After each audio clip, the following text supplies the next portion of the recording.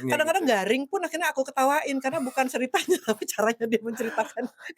Hai Hai Siri Siri Besti, saya Besti. Titi DJ. Bersama Jorgi. Dan sekarang kita akan ceritain tentang single terbaru kita, Bertemu 5000 Detik.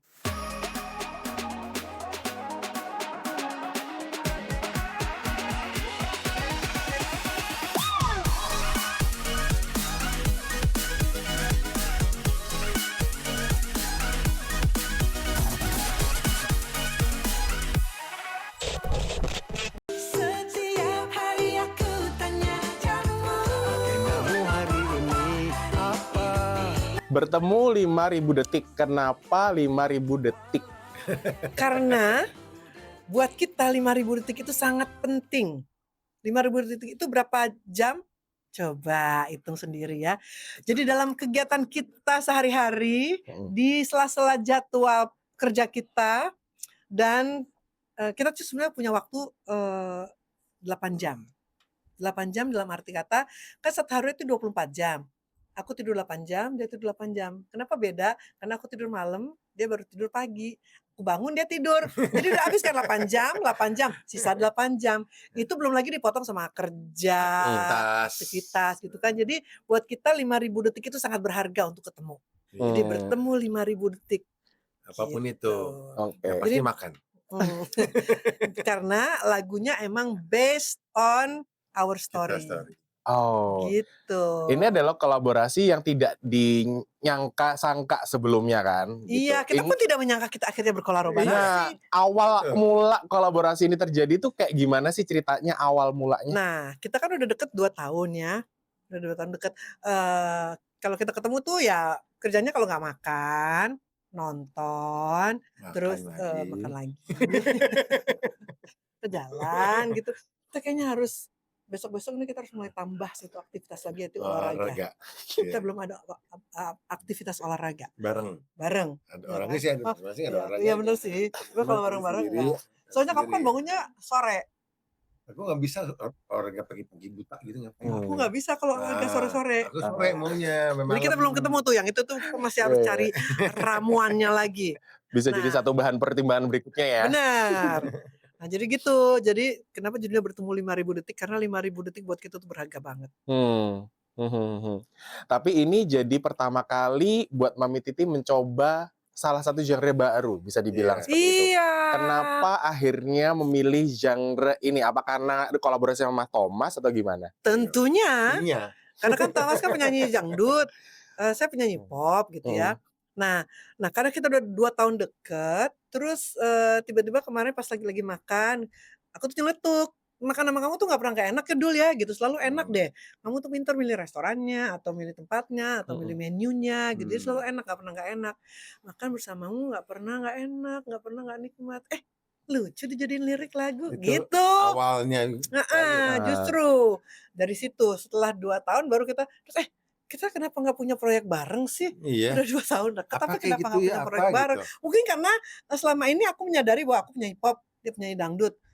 Kita kayaknya nggak akan ketemu deh gitu. Tapi terus kenapa nggak bisa ketemu? Bisa kok, asal bisa diramu aransemen musiknya, ya kan? Nah pada akhirnya terciptalah musiknya.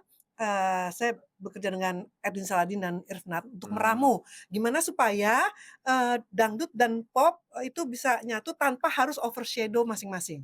Jadi tanpa harus saya menutupi dia atau Dul menutupi saya gitu. Jadi akhirnya intronya mungkin dangdut, pas masuk lagu saya nyanyiin langsung pop gitu. Jadi terus diramu sedemikian rupa akhirnya menyatulah 2 genre ini dalam satu lagu yang saya nggak harus sok-sok dangdut, Dul pun nggak harus sok-sok pop. Gitu. Tapi ada sesuatu hal yang seru nggak sih yang sampai sekarang itu keinget pada saat proses pembuatan lagu ini, Mami? Enggak, Mama nginget ya kita. Insomnia boleh tapi bukan amnesia. Ingat semua kayaknya, Mas. Emang seru kan, kita seru apapun itu kegiatannya hahihi aja. Gitu. Karena dia kan kocak ya. Kocaknya tuh kadang-kadang bikin terpingkal-pingkal gitu. Karena kocaknya kadang-kadang di luar nalar gitu. Akhirnya dia ada Kadang-kadang garing pun akhirnya aku ketawain karena bukan ceritanya tapi caranya dia menceritakan. Ekspresif ya.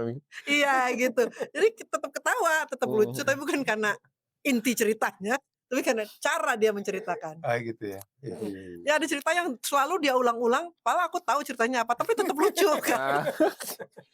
Nah, Karena itulah. ini Jadi kan menyenangkan baru sekali. pertama kalinya Titi DJ berkolaborasi dengan Thomas Djorghi. Begitu pula sebaliknya. Apa sih hal yang saling jadi pelajaran satu sama lain yang ternyata si Titi DJ itu begini ya? Ternyata Thomas Djorghi itu begini ya? Ada nggak yang kayak gitu? Nah, kalau aku kan orangnya tuh kan serba sat gitu, pengennya tuh serba sat. Jadi suka lupa kalau kerja sama orang belum tentu orang tuh sesat aku gitu. Tapi untungnya aku punya kesabaran. Nah, jadi walaupun sat terus jadi kayak waktu sebelum bikin proyek ini kita sering bikin konten joget bareng gitu kan ya. Iya itu. Ada jogetan susah, ya udah aku sabar begini Dul, kanan dulu Aku kiri. tuh agak Gitu. susah untuk dance sebenarnya. Dia bisa tapi bukan fast learner gitu loh. Kalau aku kan fast learner tapi cepat lupa. Kalau dia nggak, dia lama bisanya tapi nggak lupa gitu ya kan. Iya. Gitu. Nah, sementara saya juga kalau misalnya punya kayak lirik lagu dan tiba-tiba pas lagi rekaman diganti deh yang ini jadi begini deh, enakan gitu nyanyinya gitu. Terus atau apapun gerakan gitu. koreo, karena di video klipnya kan ada koreo. Dan koreo pun gitu. Itu Pada hari syuting hanya pun berubah.